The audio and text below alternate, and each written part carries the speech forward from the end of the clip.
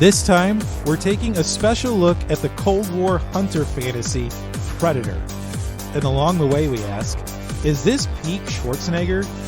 Is it a good thing ensemble action movies don't work anymore? And is this the ultimate movie fake-out? Stick around, because this is Forcefed Sci-Fi.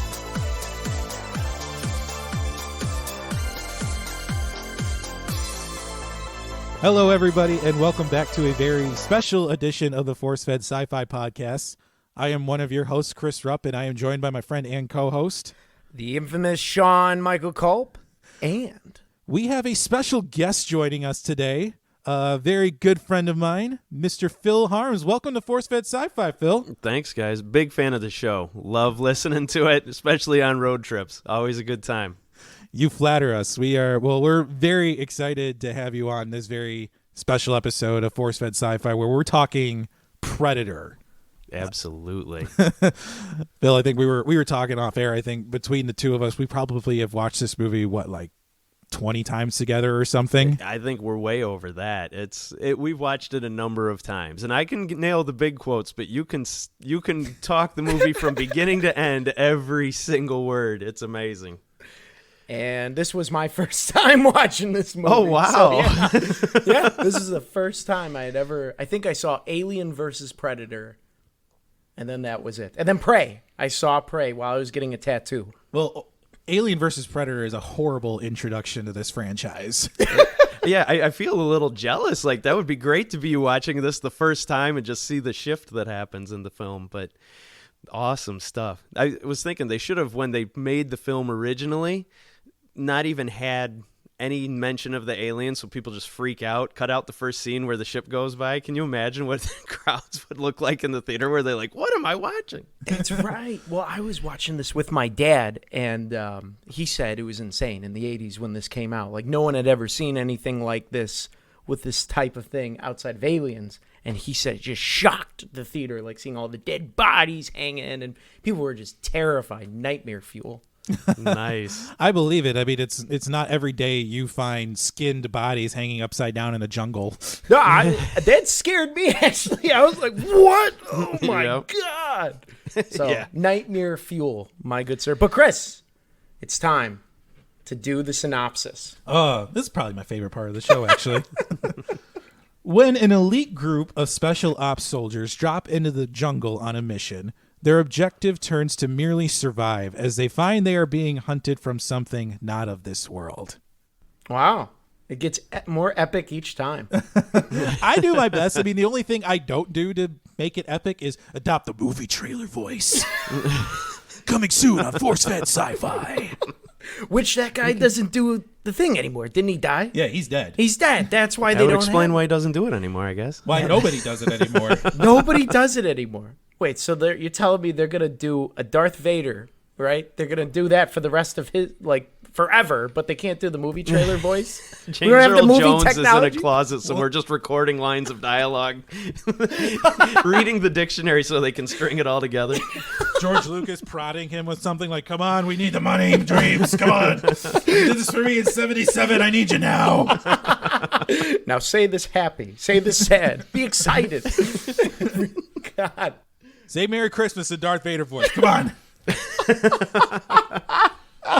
Oh, God. I really hope there isn't a world where George Lucas is just holding James Earl Jones hostage in a closet to make random quotes in Darth Vader voice. Right at the Skywalker Ranch. we made a rescue. James Earl Jones is free. Getting back to Predator, though. This is a fun cast and crew in retrospect. And I think it starts with John McTiernan, the director, because this was his first major movie. And after this, he goes on and does Die Hard and The Hunt for Red October. Like, if I had done these three movies, I would never make another movie again because I don't know how I'm going to top any of these. Which you're not wrong. Those are excellent movies right out the gate. And I watched Hunt for Red October recently, and it still holds up after all this time. It's such an amazing movie. Fantastic movie. And I pick up little idiosyncrasies every time I watch it, of new thing. Oh, that's why that guy did that thing, or that's what he meant by saying that. Every time. It's a brilliant movie. One of my favorite things with Red October is how it starts in Russian, I believe, but then just the subtle trick of them zooming in and out, it switches it, and you're like, holy crap, what a brilliant decision as a filmmaker. If John McTiernan has a trademark, it's making you think that you're watching a different movie and then totally flipping that on its head, like, at some point.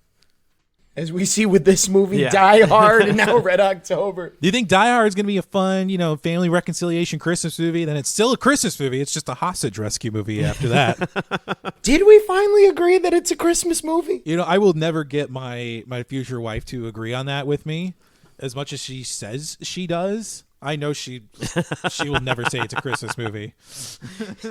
Sorry, honey, I'm throwing you under the bus again. Jesus. So who else is in this? We have the director.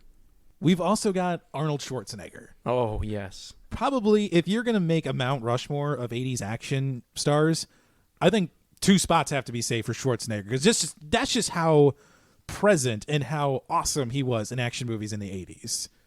I mean, Terminator, Conan the Barbarian, I think Running Man came out in the 80s. Yeah, and you have Predator. He was the man. This, I think, cemented Schwarzenegger as an action star. If you were going to make an action movie with a big guy, your go-to actor was going to be Schwarzenegger. And if he wasn't available, maybe your 5th guy on the list was Sylvester Stallone. He set the precedent for awful acting, but somehow people loved his films. He's not that bad of an actor. I feel like we have that conversation every time we talk about Schwarzenegger. He has definitely gotten better with age. Yes. Because this film, I was like, whew. Especially the first half. Yeah. I was like, man. He's never going to win an Oscar, but like, man, you appreciate what he does every time. He tried. He did. Thank God for Carl Weathers. Oh, I would say that man is fantastic. Who was actually brought in because Arnold's filmography up to that point wasn't very extensive, and in Commando he's basically a cartoon character. One of the reasons why Joel Silver, the producer of the film, wanted to bring in Carl Weathers was so Arnold could observe someone actually doing their acting craft, and that really rubbed off a lot on him throughout the filming. So fun fact. It's a fun pairing to watch them, because at some point, because after the raid on the compound, Schwarzenegger figures out exactly what Carl Weathers' character was up to, and he could have gotten his team in a position to be killed. And there's a respect between those two characters that you can feel, a lot of history, but there's also some animosity between the two. I mean, yeah, Carl Weathers just doesn't like Dutch because he doesn't isn't a realist in his position in the military, and Dutch doesn't like Dylan because, like, well, you sold your soul to the CIA. Yeah, he kind of quit on them, basically. So, yep. It is fun to watch them two, cavort around the jungle. Absolutely. Oh, yes. And, I love Jesse Ventura, him just putting in dip and just spitting all over people's boots. In his shrinking MTV shirt. If you notice, he gets off the helicopter with a full sleeves on it, and by the time we get to his demise, it is a tank top that is all cropped down. So the shirt disappears as the film goes on. I don't know. Jesse Ventura, Blaine's character does not strike me as the guy who, wakes up early on a Saturday to watch music videos on MTV, because let's not forget, this is still a time when MTV's still throwing music, everybody. Yeah, he really doesn't. I actually didn't catch that, the MTV shirt. I don't know how. It's fun to watch them get off on the helicopter in the beginning. You see Bill phenomenal. Duke get off Where is he in coming dress from? pants and a suit. Like, are you coming from a wedding reception, dude? Everyone else is wearing, I think Poncho's wearing something that's just like, hey, I was hanging out having a beer at home. They called me for this mission. Hawkins looked like he just came from the library. Yes. Those god-awful glasses. What do they call those in the military, Sean? Birth control glasses. Well, actually, Nicely done. we can't say that anymore because that's mean. But What do you call them now if you don't call them that? we just call them glasses. Yeah. And they've changed them dramatically because now they kind of look like yours. Well, mine are at least stylish. Exactly. But as we mentioned, we've got Bill Duke in this cast, Elpidia Carrillo as Anna, Richard Chavez as Poncho, as we mentioned, Jesse Ventura, future governor Jesse Ventura. Sonny Landham as Billy. Got Shane Black also in this movie as Hawkins, and then R.G. Armstrong as General Phillips. Kind of a fun little bookend that he has in this movie as the general. And bringing in Shane Black, as the idea was for the producer and director that they were going to use him for rewrites since he's such a talented writer and had done Lethal Weapon and things like that. And when he refused, that led to his early demise in the film. Are you serious? Yeah. That's why they killed him off? He wouldn't do rewrites. But he tried to play it off as saying the script is perfect, so it doesn't need any changes. But he did actually make some recommendations as they went that they used, supposedly. But that's one of the things, like, one of the interesting things about this movie is there's so many stories about the making of the film that just whatever cast members being interviewed, they're completely different.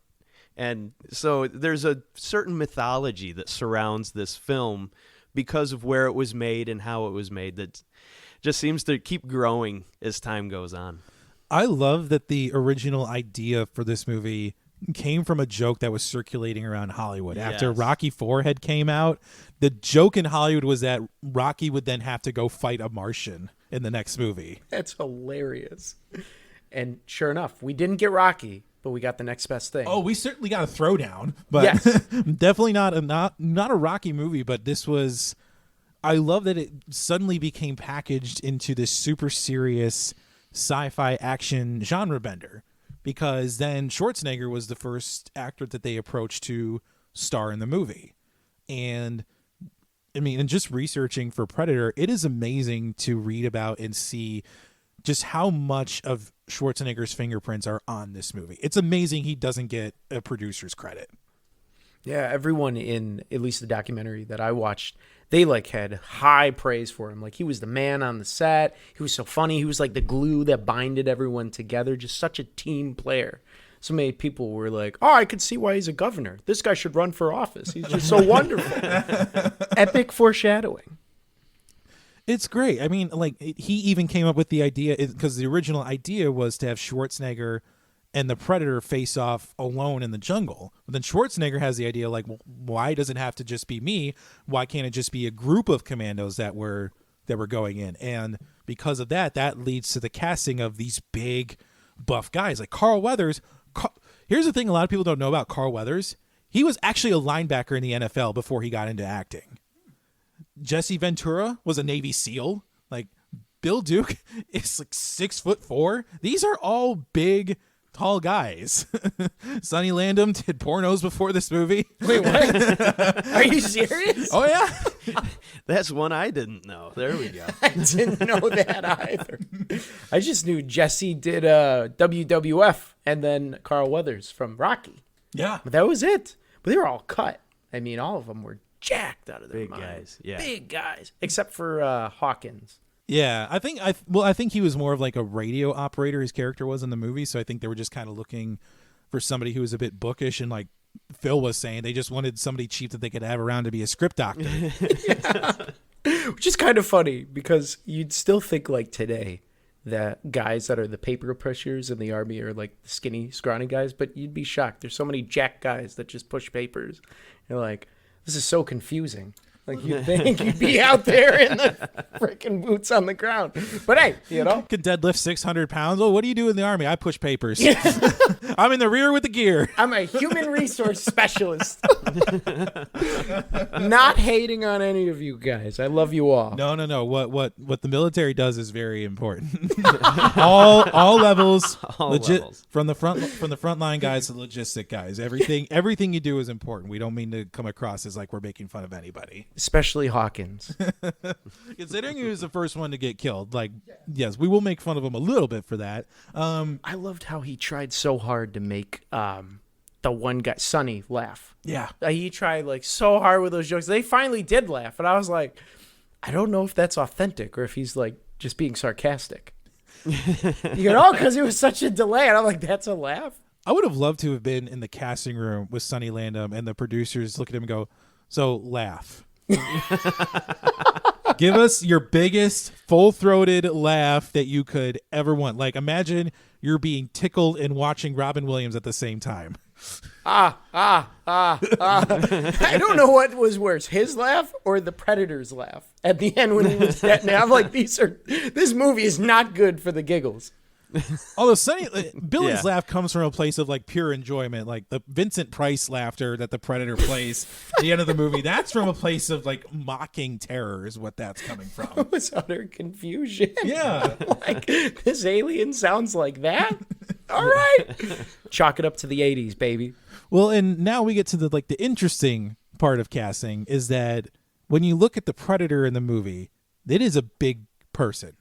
It's Kevin Peter Hall that's playing the Predator, and he had become prominent. He had just finished a movie called Harry and the Hendersons, which is a big part of my childhood, where he played the Sasquatch. He played Bigfoot, but he replaced Jean-Claude Van Damme as the original Predator. Yeah, that's one of the things that for a long time people would say it, and you're like, is that an urban legend? Is that true? Absolutely true. Jean-Claude Van Damme played the Predator for a very short period of time. Now, there were 2 Predator costumes that were used, or 2 different Predator designs, a total of 4 costumes, I guess. So the very first Predator was supposed to look more like a praying mantis insect kind of thing. It had backward-bending reptilian legs was the description I read. Things that about it was very thin, long, kind of like a outer space ninja. And that's what Jean-Claude Van Damme was brought in to play. And they couldn't make the costume work in a studio, so I don't know how they thought they would make it work in the jungle. But the first version of the suit is just bright red, because that way they could cloak the suit with special effects. And so day one, Jean-Claude Van Damme shows up. His agent had pitched it to him that he's in this big budget film where he gets to fight Arnold Schwarzenegger hand to hand in the final battle. Shows up, is all excited about it. You know, at the time the movie was called The Hunter, so he's just like, oh, I'm hunting Arnold Schwarzenegger. This will be great. And they put him in a suit and cover up his face and everything else. And he's like, this is terrible.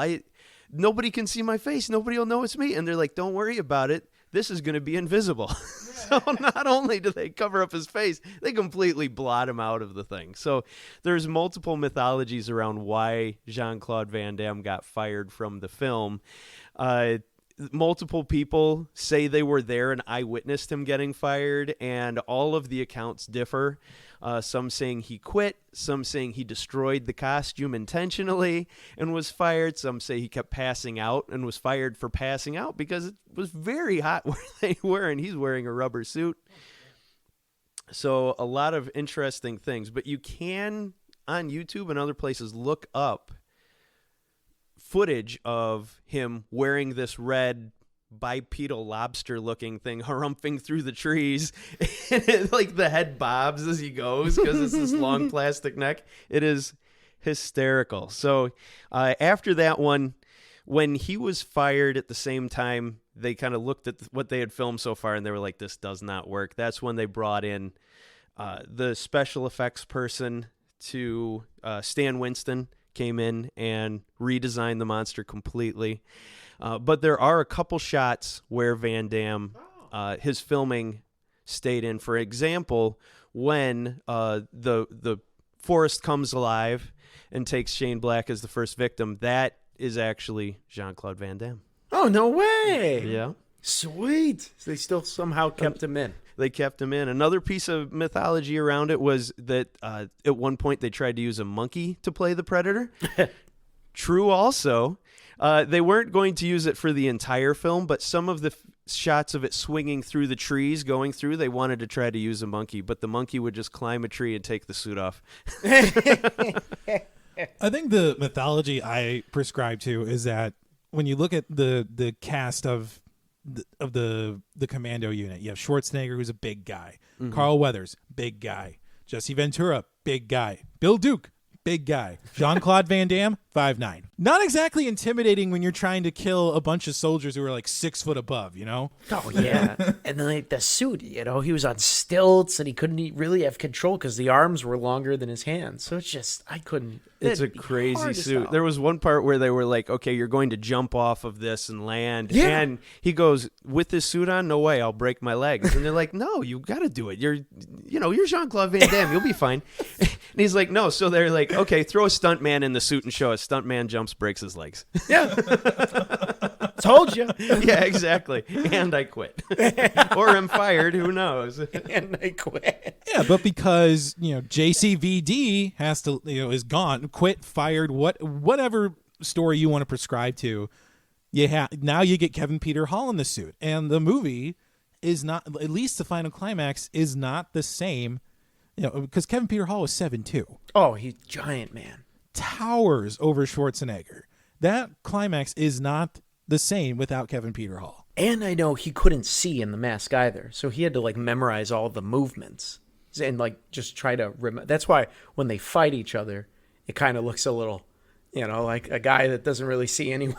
He's just kind of blindly swinging. I believe that. I just love the shot where you just see the Predator lean back and start to backhand Schwarzenegger. Respect me. I do love that scene, though, that he takes off the mask and he breaks it down, because it shows, the Predator, I guess not morals or ethics, but he's got standards for how he fights, It's almost like he's saying to Schwarzenegger, saying to Dutch, like, you are worthy to see me in my final form, and you are worthy to take me on hand to hand. Granted, none of us knows how long this is going to last, but you're worthy of doing it. So congratulations. You can see my mug, which is one ugly MF. Yes. And that was also one of Jean-Claude Van Damme's original recommendations when he found out about the suit, was at the end when he takes the mask off, the audience could actually see his face. It was Jean-Claude Van Damme underneath. How epic would that have been? Considering the quality of movies Jean-Claude Van Damme has made, that does not shock me one bit. I can't fault it. He was doing everything he could to get his face in. He wanted to get his face in, but it took him a couple more years after this to get into Hard Target or something. Yeah. Surprise! It's me. I do have to say credit, though, for the face and the mandible. That is because of James Cameron, because they brought in Stan Winston on recommendation of Arnold Schwarzenegger from The Terminator. Yes. To do doodles and drawings for the costume. And he was working on Aliens at the time. Yeah.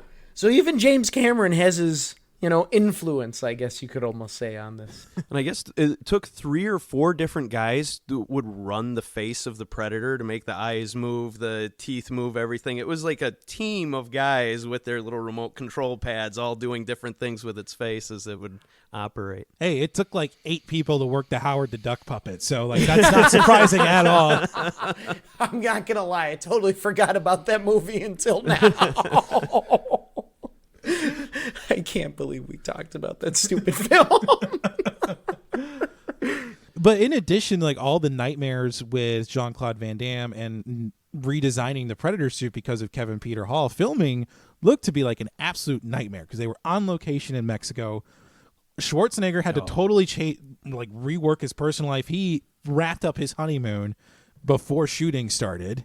And apparently everybody got crazy sick because water filtration is just not great down there. The only person who didn't get sick was John McTiernan because he's paranoid and insane. An absolute genius for movies, but just freaking nuts. And in addition to that, there were freaking heat lamps in the jungle because they picked a really cold time of year to be shooting. They were in the final scene where Schwarzenegger is climbing out of the mud and is all wet. They were worried he was going to get hypothermia. They had heat lamps all around the place. So on top of it just being an awful shoot where people are getting sick, the temperature's fluctuating massively. The first half of the film to the second was very different because the first half was near Puerto Vallarta, and it was extremely hot. It was so hot that all the leaves fell off of the trees, so they had to bring in leaf guys that would just sprinkle leaves everywhere as they were walking through. But then the second half, after they made the costume change, they shot in a completely different part of Mexico. So one of the challenges they had for the first half, when it was just blazing hot all the time, was the infrared vision that the Predator has. And the idea was, okay, we'll just film in infrared and that'll be that part of the movie. It was so hot that the temperature of the jungle was the same as all of the actors. And so you would just get a red screen. And that was all you would get. And so what they do, they kept trying to find ways to make the infrared work.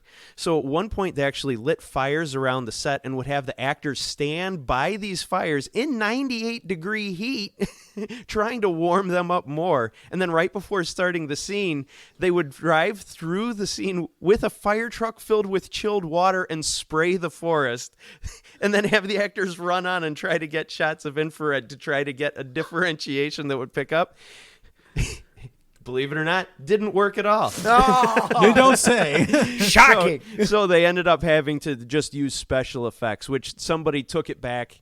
They did it in the U.S., and then they came back and showed them the footage of it, and they were like, oh, I guess we don't have to use this. But it's interesting because since everything was the same temperature, the Predator actually wouldn't have been able to see, and when Dutch got covered in mud, that's when he would have gotten killed. But now you think of like the infrared vision, and that it's an iconic part of this movie. Oh, absolutely. And it's an iconic part of the series overall. Like, I mean, and it's so rare in a movie like this where you can literally look through the point of view of the adversary. Yes. Like that's something, like, movies just don't do that anymore. And especially when you haven't even seen the Predator yet, and it starts showing, you start seeing what it's seeing, and you're like, what is this? It's very nicely done how they gradually introduce it. I think we also have to talk about how they made the Predator blood. Oh, yeah, the glow sticks. Definitely. With the KY jelly. Mm-hmm. Oh, yeah. Famously, that they could not figure out. But the thing is, like, that mixture would just dry out really rapidly. So it was the same thing with the infrared. Like, you had to move quick, otherwise you weren't going to get what you needed. And I think we also have to mention the soundtrack as well, composed by Alan Silvestri, who was hot off of Back to the Future. And it's a great sound. Like, every single movie in this series has tried to replicate this soundtrack in some way. I'm not going to lie to you, Chris. You don't care about that. I was thinking about it last night. I'm like, man, Chris is probably going to say something about the soundtrack, and I did not even think about it while I listened to it. I'm a big fan of the soundtrack. Like, It's very recognizable, and even there's a Family Guy episode where Peter Griffin kind of sits there and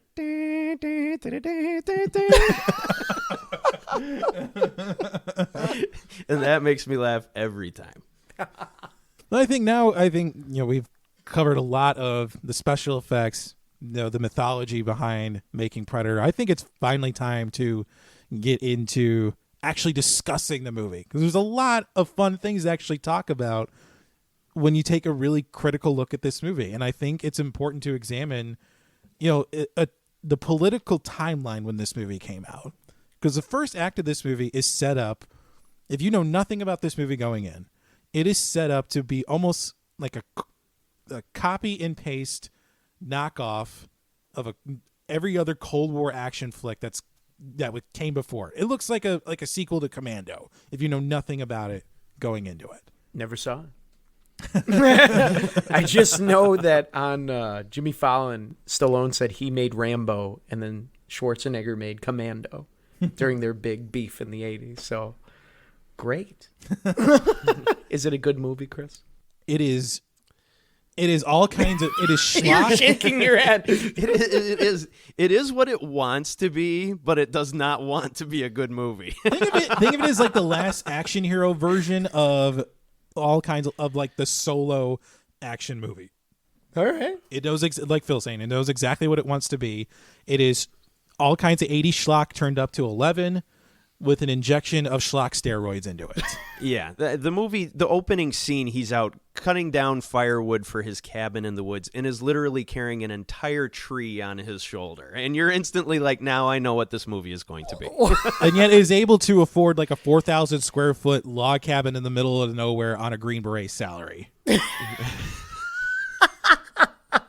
I can't wait to watch it. But I mean, like, this is a group of soldiers in Predator who they've been together a long time. It's obvious they've worked together for some time. They mentioned about working together in Da Nang in Afghanistan, and we got to talk about that for a second, because I mean, let's not forget, in 1987, this is in the middle of the Soviet-Afghan war that raged for 10 years. It would only wrap up in 1989. The U.S. ran a proxy war against the Soviet Union. So you mean to tell me that there were American boots on the ground in Afghanistan at a time where if they were caught or captured, like, it would have been World War III? Like that. Like, let's talk about just how dangerous of a situation that would have been on its own. And there was such a fear during the Reagan administration that the next communist uprising was going to be from Central America that they totally ignored everything that was going on in the Middle East. And because of that fear, it directly led to the Iran-Contra scandal. Like, I don't call it the Iran-Contra affair. It was a scandal, like, because President Reagan was nearly impeached and brought up on criminal charges for what happened. Let's not forget about that. And on top of that, there's this crypto CIA involvement in lying to people about, hey, let's just go into, oh, it's a rescue mission. No, we need to blow some stuff up. That's what's happening. It's like the CIA accidentally, like, pointing at Cambodia and saying, like, oh, go here. Like, do you mean not Cambodia? Oh, yeah, just go right here near the border. And if you happen to go into Cambodia, it's all good. We'll cover it up. Hey, we got Henry Kissinger in the White House. It's all going to be fine. According to the map, you are not in Cambodia. I don't think they had GPS during the Vietnam War, though. No. Hey, you were lucky if you were on the right road to anywhere back then. I meant to go to Chicago, but somehow in Nebraska. How'd this happen? Damn you, Rand McNally. It's just, I think it's fun to look at when this movie came out and how the first act of this movie is set up to be this intense Cold War action set piece. And as we were talking off air, times two, it looks like a really long episode of the A-Team. Yeah. Yeah, in fact, the second unit director who was responsible for a lot of the filming at the beginning of the movie and the raid on the compound, we'll call it, was the stunt director for A-Team and even directed some of the episodes as well. So you see a lot of pieces reminiscent of the A-Team when they blow up the watchtower, and as the guys fall out, they kind of fall up the screen because of the way the angle is. They use that in A-Team all the time. And that's one of the filming things was Joel Silver believed that's the way that movies should be shot, is the camera static in one place and all the activity takes place on screen, people running around. And then the second half is what John McTiernan wanted to do, was a new style of filming action where the camera moves with the character and the character is always in the center of the frame. And that was a compromise he had to make, was Joel Silver's, we're making this action war movie. It's going to be great. It's beautiful. He loves the first half of it. And John McTiernan's like, yeah, but now we're going to do my thing. Brought in a film crew from Australia that was working on this new style. And so not only does the whole tone of the film change, even the way it's filmed changes significantly from the first act to the second. Yeah, you could say the first act is like in the perspective of the army and then those guys. And then the second half is the Predator's perspective, just how it's shot. It's creeping. And even as an audience member, I think you're like with them on the journey in the second half. Whereas the first half, things are just like happening. You're kind of watching, but I didn't feel as like included. I didn't have as much anxiety in the first half like I did in the second half. The first half, everything kind of goes according to plan too. So you get to see the bigger view of everything. And then the second is a lot more immersive, where you're right there in it with them. Not everything's fully explained as it's happening. You're just encountering these things that happen as they're encountering them. Like, we were having fun listening to Long Tall Sally on the helicopter, and then we have to find all these dead bodies strung up in the jungle. Yep. Skinned alive. Oh, God. That scene actually kind of scared me because it was just so unexpected. I just didn't know what to expect with this movie. And then when he pulls back the curtain and you just see these dead skin bodies hanging upside down. Well, it's not just one body that Billy finds up there. It is a whole squad of Green Berets that apparently Arnold Schwarzenegger knew, the Dutch knew. Yeah, and it's so jarring, I would say, just to see, because I've never seen anything like that.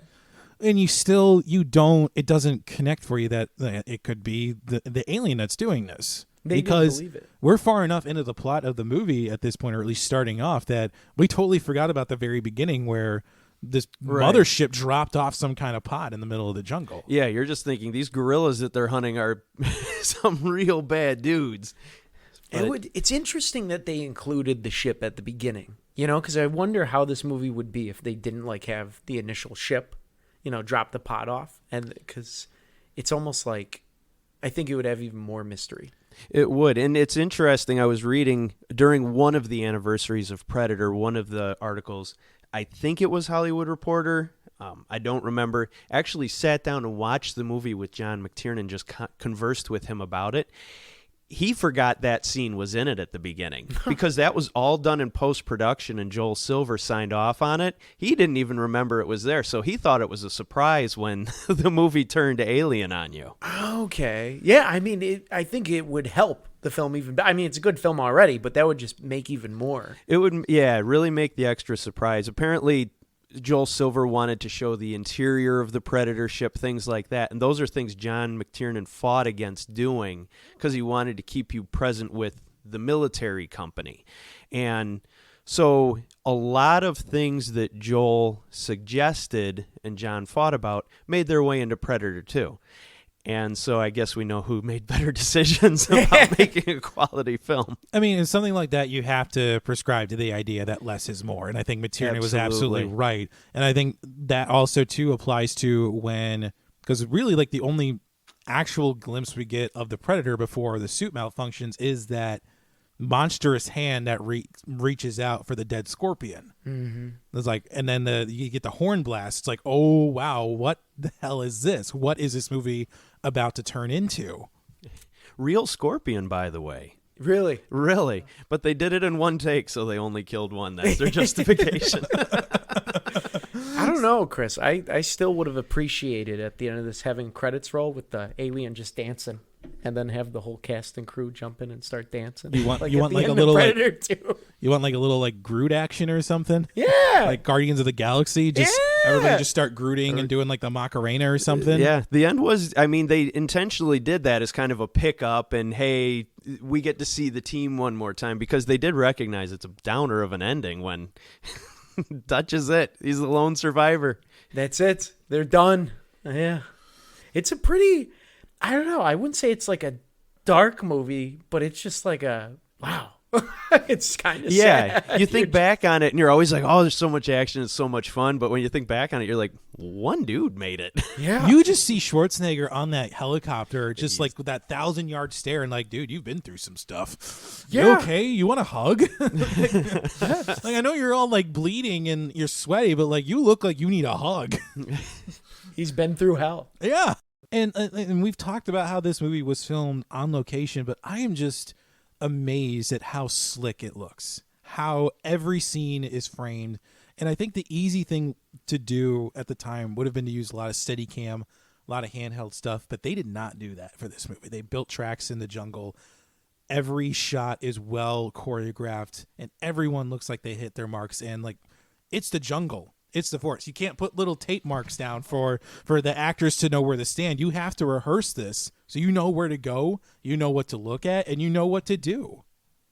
Yeah, you talk to any directors that have filmed in the jungle. Apocalypse Now is notoriously a nightmare because of the jungle shooting that they did. It is extremely difficult to shoot on location, and this movie makes it look effortless to the point where you believe they're not really there. It's incredible. People would say, oh, this was shot in New Hampshire. Film critics would watch it. Oh, it's easy to tell that these were some parts are soundstage. It was all done on site. It's amazing. That's what I thought. The whole ending where he fights the alien, I'm oh, this has to be a soundstage because of all the smoke, explosions. I'm there's no way. It looks too good. You know? But it was all in the jungle. From my understanding, it was. I haven't heard anybody say otherwise. They're shooting the helicopters. Obviously, they had the helicopter against a green screen, things like that. They weren't trying to film inside a helicopter with the doors open as they were flying above the jungle. Well, even the climax, I don't know where you're going to find a soundstage that big to build something like that. Yeah, because it was incredible. It lends so much credibility to this plot. I mean, I get it. You have to have some level of suspension of disbelief for this, but that final fight between Dutch and the Predator, where it's shooting its plasma cannons into the trees, and you see all these sparks emitting and bombs and smoke, and it's just, oh my God, this is gorgeous. Yeah, 4th of July with the silhouette of the massive Predator standing on the log bridge is frameable.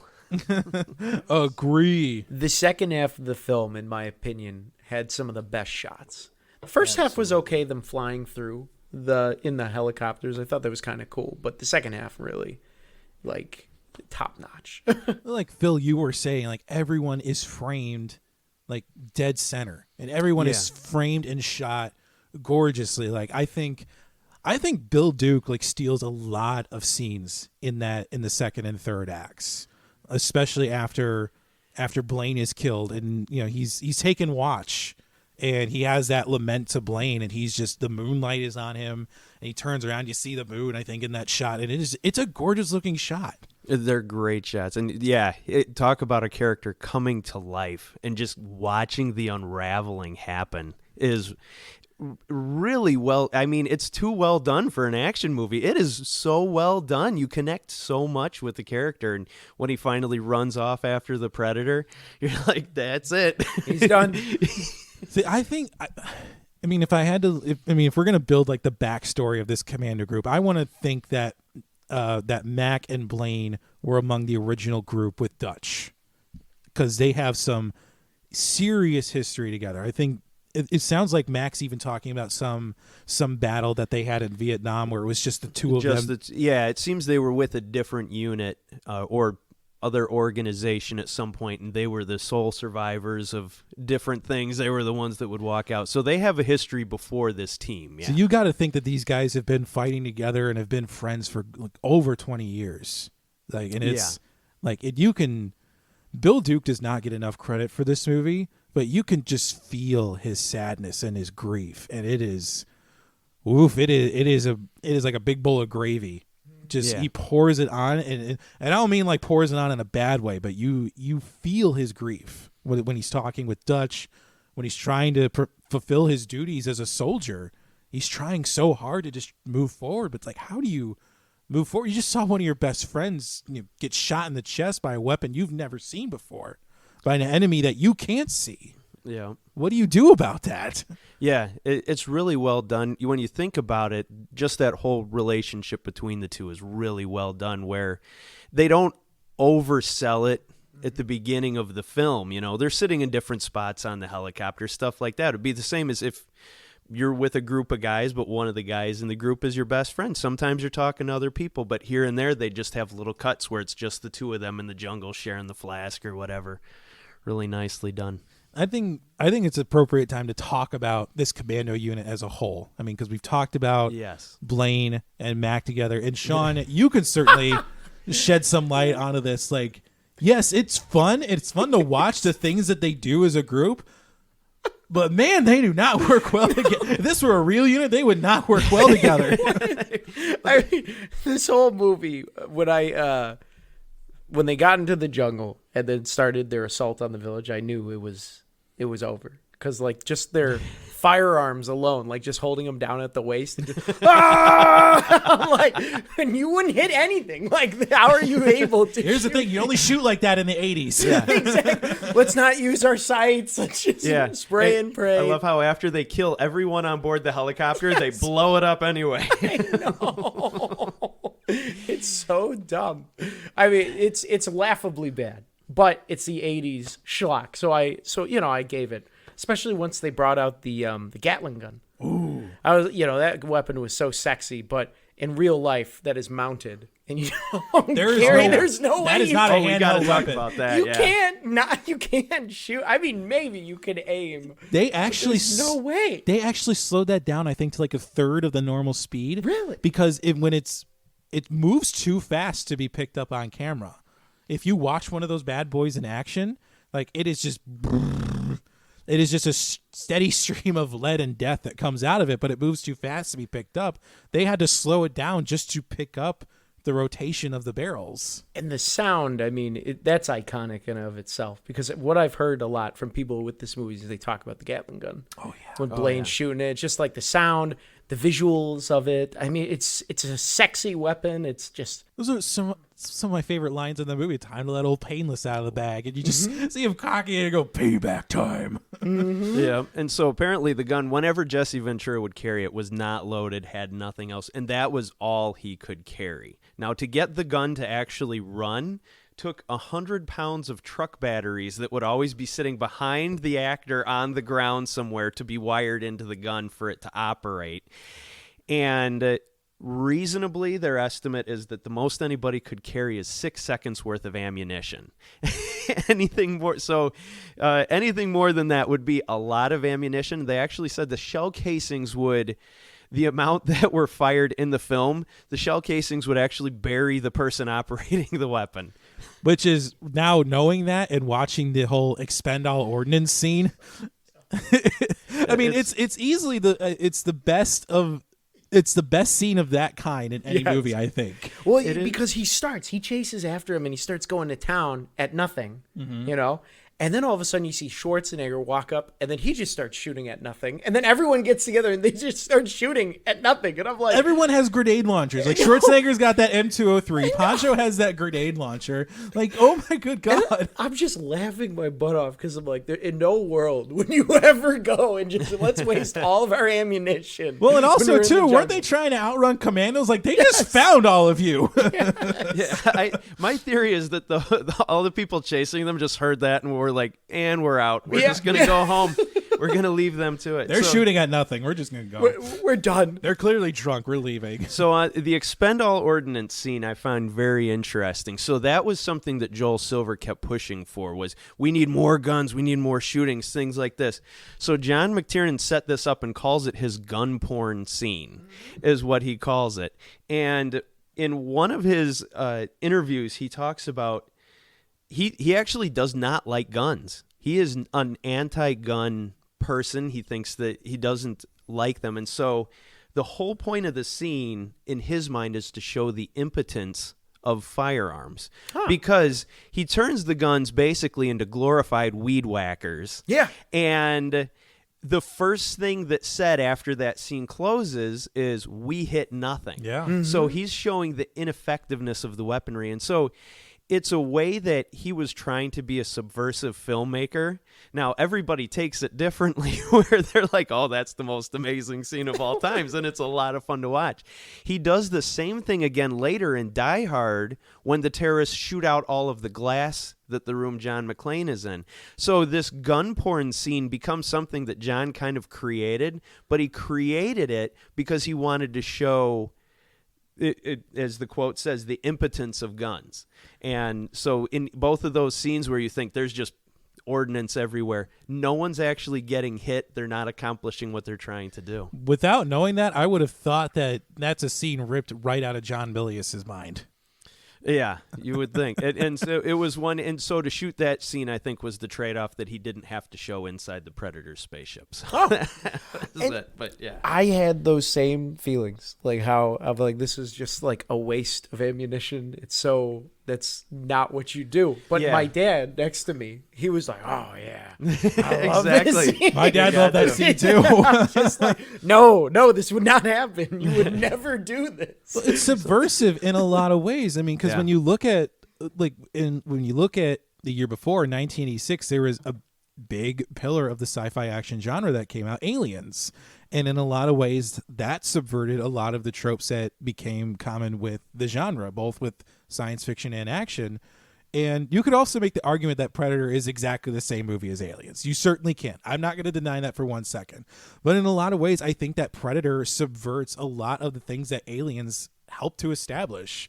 Like, you don't see that big gun porn scene in Aliens. You see Ripley loading up with that power loader and taking on the alien queen.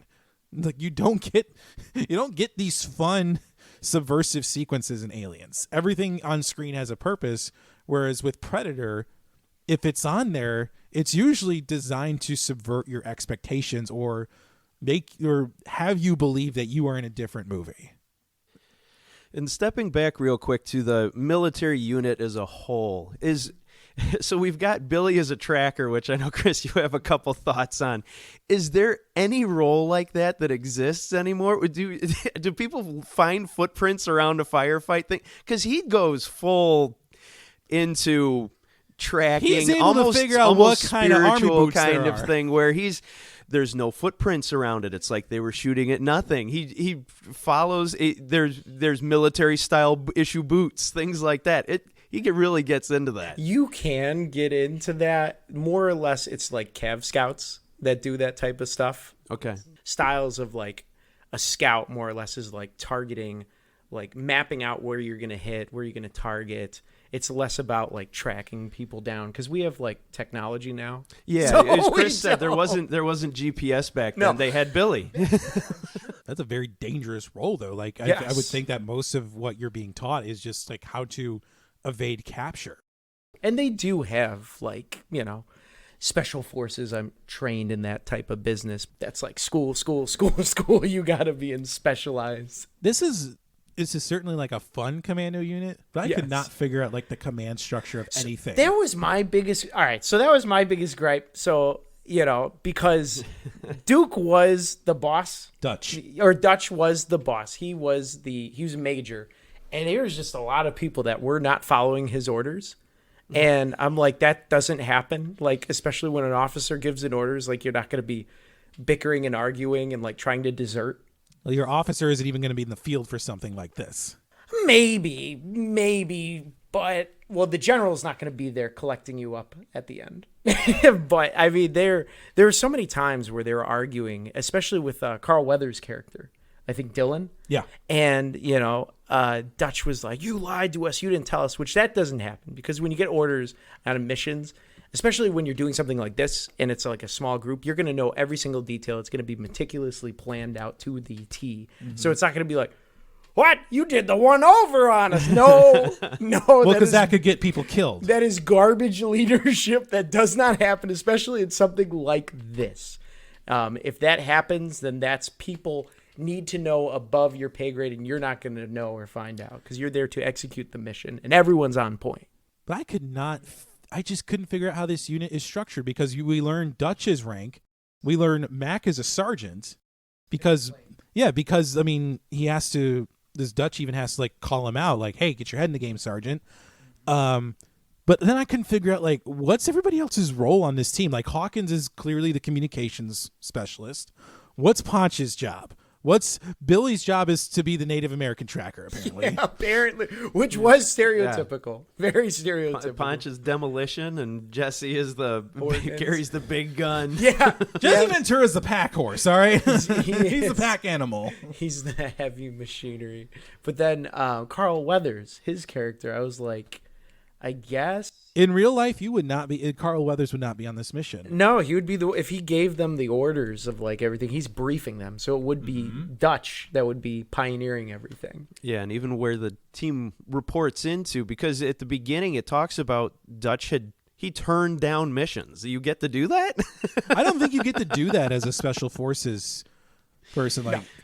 Carl Weathers says something about why didn't you take XYZ? And we're not assassins. So you get to say no? Yeah, apparently in this military you get to say no. It's a scene I think that's designed to signal to the audience that this group has a moral compass, that they're not just a mindless killing machine. It's like, yeah, it's nice. It just doesn't exist. I did like, though, how they planned out different moments in the film, like how they're deciding how they're going to assault like the compound. That was pretty cool because that is a real life thing, because you're going to come in contact with different variables in your mission that doesn't, that maybe you weren't expecting. And so like having a brief sit down, you take a knee and you draw out the base and figure out how you're going to, that's normal. Right. And so I did like that. I was like, all right, that's real. And then they used the classic exploding truck approach. That is, that's typical strategy. That's the first thing they teach you in basic training, how to explode a truck into a compound. 80s schlock. It's truck day. In watching this in retrospect, like I will admit, there is a thick amount of schlock in that first act. There really is. Like, but this is a movie that's definitely a product of its time. Yeah, and I feel like it was a bit of little wink in it where they know that what they're doing with the arm wrestling at the beginning and pushing pencils. It's the kind of scene where you roll your eyes, but you also cheer. And I think they embraced that very well. They set the standard. You knew what you were getting yourself into. I appreciate a movie that steers into the skid, and that's what Yes. Predator does Oh, consistently. absolutely. In that first act, I mean, I just learned this phrase, cringeflation, especially with, Hawkins's joke and Blaine's language in the helicopter like that. Like now, almost 35 years after it came out, those lines of dialogues in that scene doesn't age especially well. And I had to, this is supposed to be like the ultra macho representation. Like you have white guys, you have black guys, you have Native American guys, you have a Hispanic man. Like this is supposed to be like who we imagine, at least in the late 80s, in terms of our pictures of hypermasculinity. Arnold named the crew his crew of manly men. So somebody claimed he coined that phrase in the making of this film. I have to believe it's been around longer than that. But I even heard they would work out at the gym and see whose biceps were bigger. Like Arnold and Jesse Ventura would have contests. The measurement joke that they did where he had the people for the costumes change his so that Jesse thought his arms were bigger. Oh, yes. Yeah, so if you want to take it, Chris, or what? Well, it's so funny, reading stories like that, because there's also a story about Carl Weathers who believing that his physique was God-given, and so he quote unquote didn't believe in working out, but you only get a body like that from working out. So while everybody else would go to the weight room at 4 a.m, Carl Weathers would get in the weight room at 2 a.m. and work out, and he was just exhausted at the end of this shoot. But yeah, that's the famous story that Phil was mentioning, was that he got the costume designer to mess with Jesse Ventura, so when they did the actual measurement, the contest to use biceps were bigger, Schwarzenegger won, so Jesse Ventura had to buy everybody a case of champagne.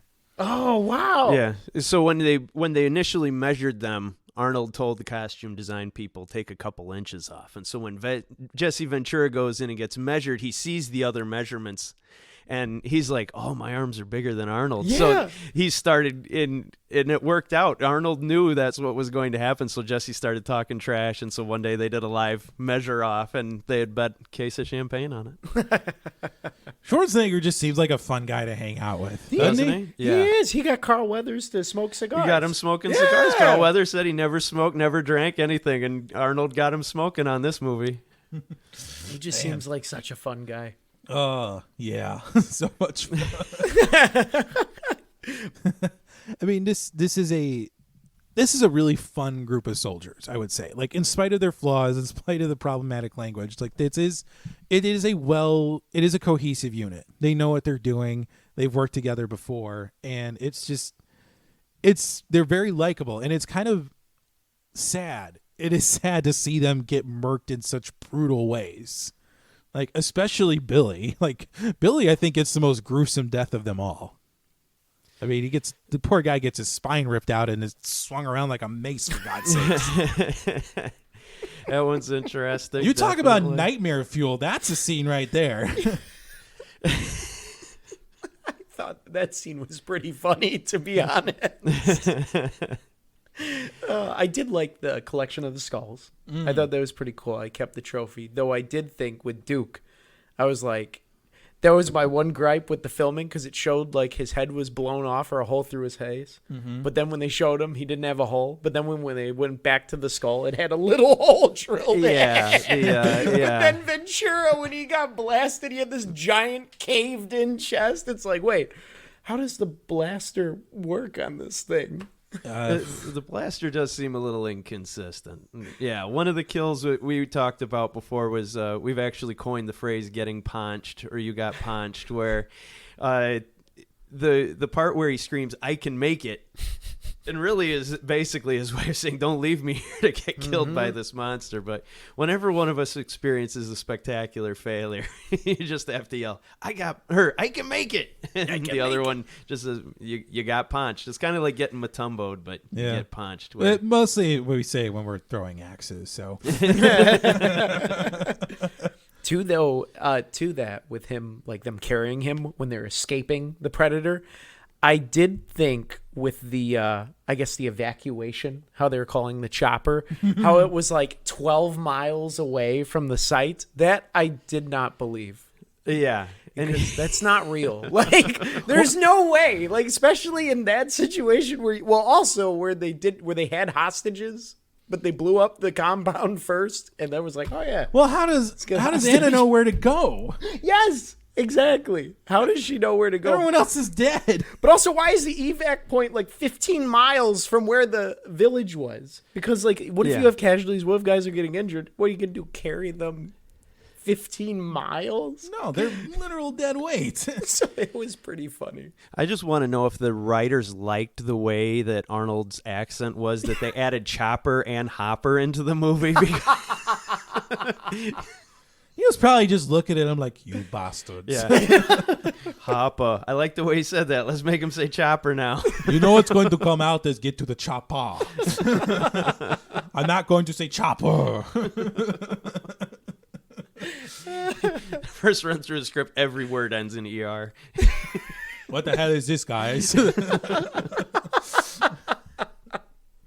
He had some fantastic. This movie was riddled with great quotes. Oh my God. Yes. I got no time to bleed. Oh. Classic. And the stick around. Yes. Absolutely. Stick Around is probably my favorite one out of every single one that's uttered. But I think the one that always stands out to people, and it's one that's kind of like lived on in other iterations in the franchise, is "If it bleeds, we can kill it." Mm-hmm. Yes. That's such a badass line. Oh yeah.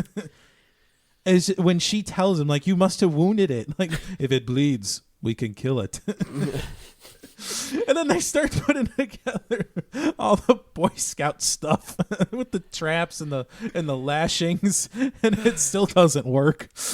Well, they catch it in They the did. net, They and did. every time I watch that, and the net goes up, I'm like, start shooting, and they Yes. all just stand there staring. The Predator gets its wits and starts shooting before they do, but.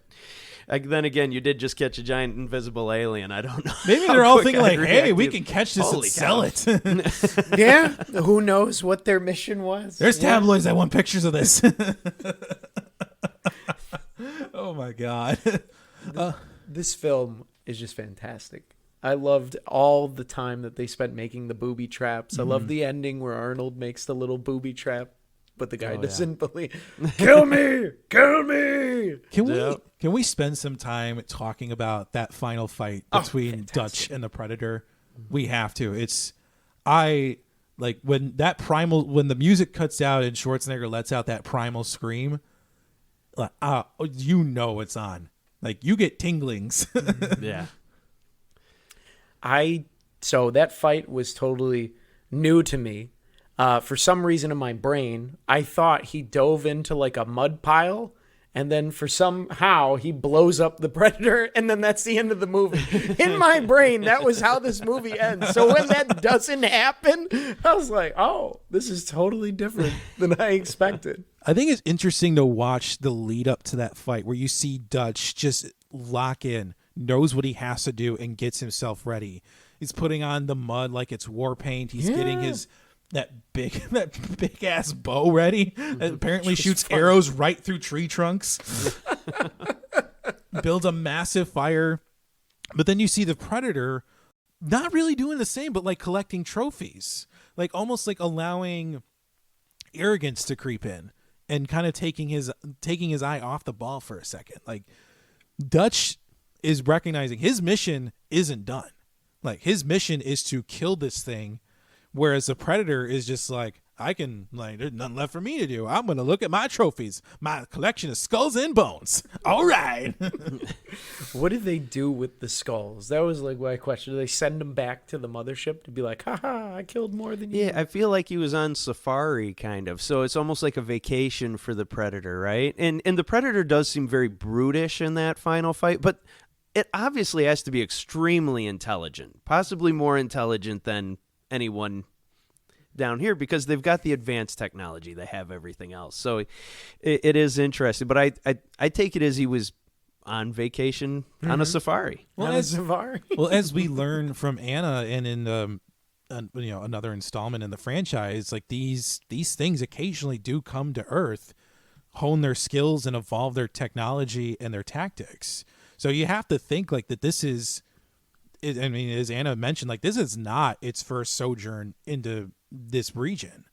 Or maybe it's a different one, or yeah, it could be multiple predators, and it seems they do seem throughout it that they say heat attracts it to the area because she talks about how hot the summer was. They talk about that in the second one as well. Oh, It's a record-breaking heat wave, so maybe they're just very cold-blooded. It's an interesting tidbit, like, and it's the tiniest bit of world building that we get in this movie, where it's obvious that this is not the Predator's first journey to this region of the world, and it's honed its tactics really well. It has the blades, it has the plasma cannon, the cloaking, the infrared, and it's just wreaking havoc. And I think the only way, like, and we learned that the bullets don't work, the traps don't work, and the only thing that was going to work is just a final man on alien showdown. oh yeah. And maybe, because I thought it was just a rich billionaire alien from another planet just coming to Earth, which was why his fighting skills was so lousy. Like, crap! You got me. He got me bested. So you're saying like the Predator is like the Don Jr., the extraterrestrial version of Don Jr. posing with some endangered ram that he's just innocently killed? I'm thinking they're the Jeff Bezos of whatever planet, and they're flying here to spend their money doing something else. If that was the case, I feel like he'd have some backup predators so that when things did go bad, they step in and be like, okay, that's enough playtime. Well, what's their version of Alexa? Like, how does it even know what you're saying? God, it apparently has a very humanistic laugh. Yeah. Yeah, or it was imitating. I don't know Yeah, exactly. It's got to be do- imitating Billy's laughter. They do imitate. That's right. Because doesn't he repeat all the stuff that It people repeats say? some of the things Dutch says in the final fight. Yeah. I think it repeats over here. But when Mac gets that scorpion off of Dylan's shoulder, he goes, over here. Turn around. Does that. And then we also see that in later movies, too, where the Predator does imitate and release out snippets of voice. Okay. Again, it's evolved its tactics over time. So it's probably like peak Predator at this point. But it is that is such an intense fight because it almost looks like Dutch is gonna get himself killed. Like he cannot go toe to toe. I mean, he's getting his ass whooped. Destroyed. I thought he was going to die at one point, but then he crawls, and I'm like, oh, wow, the trap's actually going to work. But then you forget how smart the Predator is. Right. And then he has to. Then he's like, well, that's not going to work. So I'm just going to drop this log on it. Face. When in doubt, drop big object. Well, even that didn't kill it. No. And he was going to smash its face, and I was like, why don't you smash its face in? But then I think that's the hunter in Dutch because Dutch figured out pretty quickly exactly what this thing is and what it's doing. And I think he understood there would be no sport in just smashing its head in with a rock. And it was defeated at that point. I don't think he realized it was wearing a nuclear reactor on its arm. And Sean, I know you had some thoughts on that. the nuclear reactor, how Schwarzenegger just runs away, shirtless dives, and, the whole force gets leveled, but he's there, baby. He survived. He made it. He was no good. radiation, nothing. And so the Predator does this to make sure that the humans don't get technology, I guess, because every time the Predators fly by the planet, we used to be able to go there till Ed lost his nuclear power plant on his arm, and now all the people can hunt us. Look what you did. We don't go there anymore. Thanks, Al. Look what you did, you little jerk. have posters of "Don't be like Al." Yeah, exactly. Know your code. Blow yourself up. Don't be an Al. I like that. It's like the yard on your street, you just don't go in. Earth's just like that to the predators. They just all look at each other like, should we go to Earth? Oh, hell no. You know what happened last time? I'm dead, bro. They could have PowerPoints, classes. And that was what I was thinking, though, while watching this. They should make a movie where it's just the predators, like, depiction of everything, them hunting the humans. And then, like, we hear the drama on their side. Like, mid-hunt, his, like, wife is calling him, being like, did you get the milk, honey? He's like, I'm trying to murder some people. Yeah. Come on. You said you were taking Billy with this time. Are you in Earth? Do you remember what happened to Al? He's not. He's your brother. He is not strong enough to rip out spines. All right? I cannot bring the child with me this time. Dad. Jesus. I don't want to hunt humans, Dad. I want to do my art. I'm into horticulture. He looks at the commando team. None of these skulls are as big as Ted's. Doggone it. Oh, I'm dead. So anything else before we get into the red shirts? Oh. I don't have any more. I don't have any big thoughts on Predator at the moment, but Yeah, I feel we could talk about Predator for 24 hours, but we've probably got to stop at some point. I think we can let's get into our red shirts. So, Phil, why don't you lead us off with your pick of red shirt? I think I have an idea of who it's going to be, but why don't you tell us?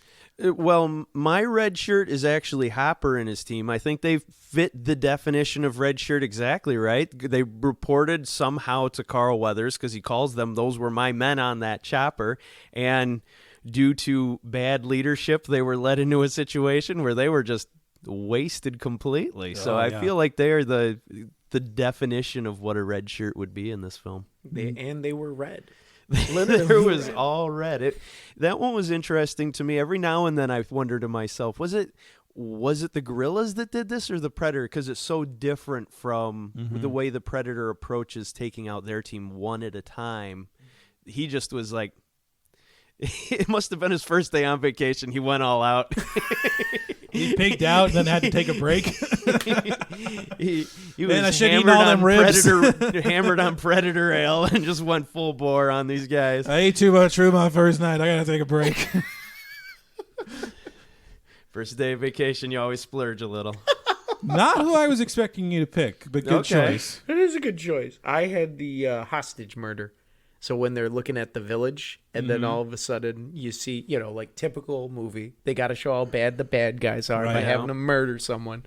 So the army, I guess, survivor got shot in the face by the gorilla guy. Yeah, they had RoboCop sense of timing there. That's right. All the people we're here to save are dead. Well, let's just kill everybody. So that was me. All right, good choice. I think in my past viewings of this, I would have picked Poncho as my red shirt. But, in watching it again, I'm going to have to go with Dylan as my red shirt. Like I said, like we talked about, a lot of animosity between Dylan and Dutch as the movie kind of unfolds. But then in that moment where Dylan decides he's going to go after Mac and try to back him up, you see a lot of that kind of fall away between the two. And Dutch throw Dylan that extra submachine gun. And even warning him, like, you can't win this. But, like, well, maybe I can get even. But Dylan, even with one of his arms shot off by a plasma cannon, is still going to try and go down swinging. And I've said before, I've always appreciated a character in a movie like this that can go down swinging. And for me, that was Dylan in this movie. Definitely.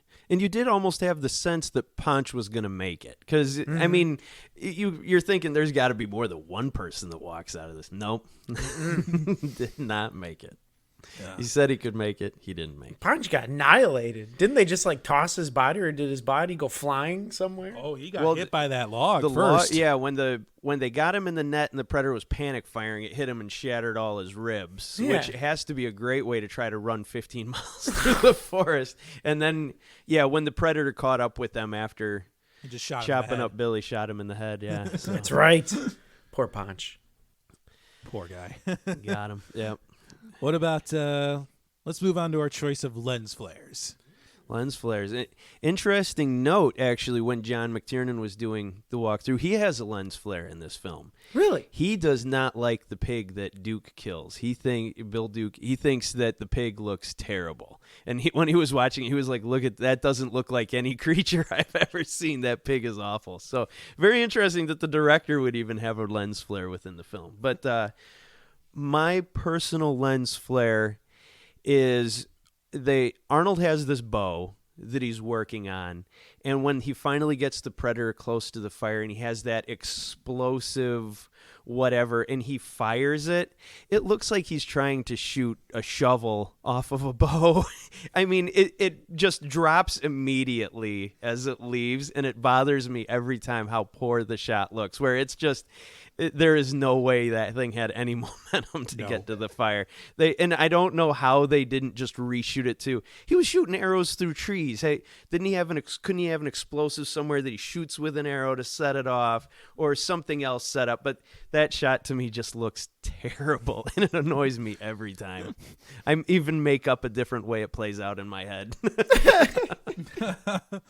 Solid choice. Bothersome, definitely. I will agree with that. Solid choice. What about you, Sean? Oh, man. I mean, honestly, I would say what bothered me the most was the gun porn. Okay. Where they just mow down, because I was just like, I understand this is schlocky 80s film, but I was like, man, that's just such a waste of ammunition, and there's no point to it. You know, just we just gotta mow it down, baby. So it just went on really long. Really long. It's a long scene. It was kind of humorous because just one guy starts showing up after the other, just looking over like, oh, you're firing? All right. It's like upping the ante. It's like that scene in Pulp Fiction where Bruce Willis is going through all the weapons in the pawn shop. Yes. Like Max starts off with his belt-fed gun, then he goes to like the biggest gun ever made, and like, oh, let's throw some grenades in this. No, the grenades, and then the camera even goes up to the barrels, and it's like, look at those rounds being fired off. Yep. Like, Oh, that minigun would have been melted by how many rounds he fired off. Oh my Yes, God, it yes. actually would have. Yeah, it they would said have, that. It because would the have melted. saw that we use, you say die MF or die, because that's how long you hold it. Because if you hold it for any longer, then the barrel's gonna overheat. Right. Unless it's water cooled, like everything's melting. Yes. Yes. In post production, the part where the empty barrel is spinning, apparently the editor made that longer as well, because he would just use outtakes where they were supposed to start firing and the gun wouldn't go off or things like that. So where the gun just keeps spinning, he just pasted that together to make that extra long at the end. He thought it provided some sense of drama to it. But it's a lot of shooting for a long time. Another example of brilliant sound editing in this movie, though. Yes. Oh, absolutely. Chris?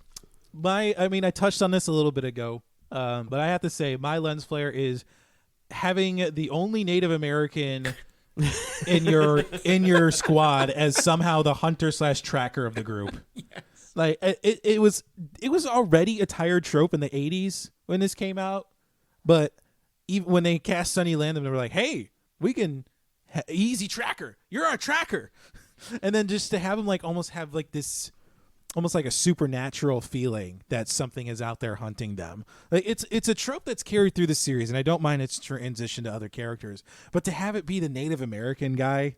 And just like he senses something is out there. He's our tracker. He found these empty shell casings. He's able to figure out what boots everybody was wearing. Like how in the hell do you know any of this?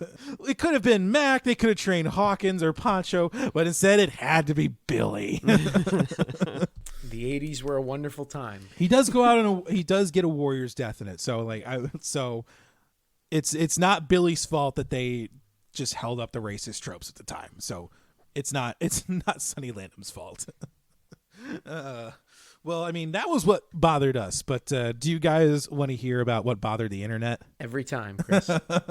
Oh man, as we always enjoy This Week in Toxic Fandom, but this entry I think is a doozy. So as the Predator walks across the wooden bridge that Dutch hides under, his footsteps clearly make the sounds of the solid wooden heels of very normal human shoes. And that's their problem with this film. That I always love the ones that make it sound like, oh, it's so obvious. Didn't the rest of you pick up on it? Predator has hard feet. he's very self-conscious It's a about it. 7-foot alien hunting a green beret in the jungle of Central America. Suspend some disbelief, folks. He's running around in the forest barefoot. Those got to be hard feet. But it's like that. Everything else in the movie was great, but when Yep. they got up to there, they're like, this is terrible. Garbage. Totally unrealistic. I have to let everyone know.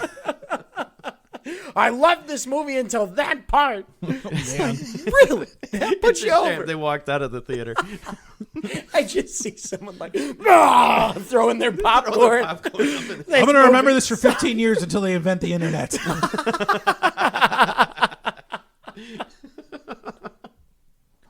Oh, God. Oh, man. Love it. All in all, I think we had a lot of fun talking about Predator, but let's talk about the legacy of the movie. So, at the time it came out, it had a rough budget between $15 and $18 million. Gets you a lot of movie back in that day. It made almost $100 million. A lot of money. It was very successful. And this is also in the same year that you had movies like Lethal Weapon come out, Fatal Attraction, The Untouchables, Good Morning Vietnam also came out in this year. I think She's Having a Baby came out this year too. A lot of great, fun movies, like movies that have stood the test of time. Like I can't tell you how many times I've watched Lethal Weapon or The Untouchables. There's so many great movies, and Predator, I mean, can be put in that list. But would it be shocking if I told you guys that reviews were mixed at the time? Wow. For critics, not at all. They're always angry. There are people who even called it dull and derivative. And like I can understand why, because as we talked about, Aliens came out the year before. So and then like I get where people were coming from with that, but as we've talked about before, especially in this portion of the show, Roger Ebert comes in and saves the day. He actually called it an effective action movie. He had high praise for this movie. He couldn't understand the Predator's motivations for coming to Earth and, ripping spines out, but like he enjoyed this movie and had some praise for it. Very nice. Just the Predator wanted to make everyone dead. You could say that maybe he saw Deadwood. So apparently we're going back to our greatest hits of what to piss Chris off with, huh? I don't think you'd say that if you actually tried to watch the show, Sean, but that's neither here nor there. But I mean, but like as we've been talking about, we've been heaping praise on it. I think there's been a lot of contemporary reevaluation of this movie. It has an 80% on Rotten Tomatoes, a 46 on Metacritic, which I can't figure out why, and it has a B+ on Cinema Score. So a lot of modern audiences are definitely kind of coming around to this, and I think that's because of John McTiernan's legacy. Like you watch Die Hard and you watch The Hunt for Red October, then you go back to Predator, like wow, he did this for a solid 4 or 5 years in the 80s, making these great action movies. And it's consistently ranked, in lists of best action movies, best sci-fi movies, best movies of the 80s. And I think it's rightfully deserving of those rankings, I think. Yeah, it aged extremely well. Nothing looks dated on it from any special effect that I can think of. It all holds up extremely well. So I think that's part of why it continues to get such attention is it looks so good it could have been filmed recently. Ditto. And then, as we've also mentioned, this launched an entire franchise of other sequels, which we will certainly cover at some point. Video games, comic books, even the crossover series with the Alien franchise that served as Sean's introduction to it, which, again, very sorry that had to happen to you. And then it even got the prequel Prey that came out recently. Will probably definitely gave new life into this franchise, a movie that we will certainly get to at some point. But I think the hope is high for the Predator franchise. I think this is in a science fiction genre that's lacking a classic, monster, to kind of latch onto that isn't Godzilla. We need something like this. Yeah, and there's a lot of room to move, and Sean's opened our eyes to, Seth Green can make a robot chicken version of the Predator family. Yeah. Little action figures. That would be fantastic. I'd be down for that. Me too. And now I think it's time to get to the the portion of the show we all like, our rating. What did we? I mean, obviously you've heard our thoughts about Predator, but what rating do we give to Predator? And using our unique scale on the Forcefedscifi podcast of would it watch, would own, and would host a viewing party. Let's start with our guest, Mr. Phil Harms. What do you rate Predator? I would and do host viewing parties for this film as often as I can. If I'm hanging out with people and we don't have anything on the TV, I'll just find where Predator is on which streaming service and load it up and let it run. It is so fun to sit there. And like I said, the mythology behind it, you can talk about every scene, what you've heard about happening in the scene or what was really going on, trying to find the scene where Arnold has an IV in his arm or other just crazy stuff, talking about Sonny Landham needing a bodyguard to protect other people from him. And those conversations never get old and just quotable. You could go through an entire day using Predator quotes to communicate everything you need to. I like it. What about you, Sean? What do you give to Predator? This film, it's everything. It's got 80s schlock, but also fantastic filmmaking where it just, like I said, it made me feel such anxiety the last half. I would put this as host of viewing party, without a doubt. Great filmmaking. It's inspired. It's made a franchise. I mean, it's done. People talk about this, and the lore behind it just really, it's incredible. So I love this movie. High regards for me, Nice. And for me, like I particularly don't like the term desert island movie, but for me, this is a desert island movie. I know all the hits of it. I know the lines, and it is just as satisfying and enjoyable to watch every single time I load it up, whether it's on a DVD, Blu-ray, whether I stream it. I love the action. I love the turn it takes after that first act. And to me, this is Pete Schwarzenegger. We probably didn't even mention the fact that he had to cut weight for this. He lost 25 pounds to be in this movie, and he looks fantastic, doing what he does best. It's tense. It's exciting. It certainly is corny, as we've talked about. But when it needs to be, it is serious for the rest of the ride. And like I said, I could watch this movie over and over and over again. I would never get bored of it. This is a viewing party. I even have viewing parties with Phil with this movie, so like my rating wasn't going to be much of a surprise. But like if I had one movie to take with me on a desert island, I would have a hard time between picking this or Jurassic Park. I really would. Yeah. There you go. We'll give you a 2-pack. Please give me this one mercy as you send me to desert islands. I thought you were going to pick Backdraft. Really? We're just going to all my greatest hits. Whatever, you like that movie too. Shut your mouth. Oh God, this has been great, man.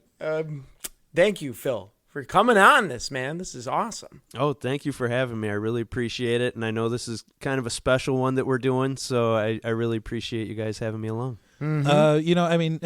As you probably have heard from our last episode, we were originally intended to start Foreign Sci-Fi Month with Sean's picks, but I think we also talked about in a previous episode. I had some major family trauma go on in the last few months. My father, Paul Rupp, he passed away a couple of months ago, and I really wanted our first episode back to be a tribute to him and the love of science fiction that he imbued with me. And this was one of the movies that we watched all the time when I was a kid. This was the first DVD that we had as a family. He came on with a DVD player and Predator in tow, and we watched it all the time. And I love you, Dad. Miss you. Couldn't think of a better way to pay tribute to you. Awesome, man. Nicely said. And I'm Phil. Again, thank you so much for joining us on this episode. We're definitely going to have you back. You have an open invitation. Come back whatever episode you want to. I will take you up on that. Absolutely. You guys have done the groundwork now. I just kind of swoop in. Just like Batman. Right. Out there, past them trees.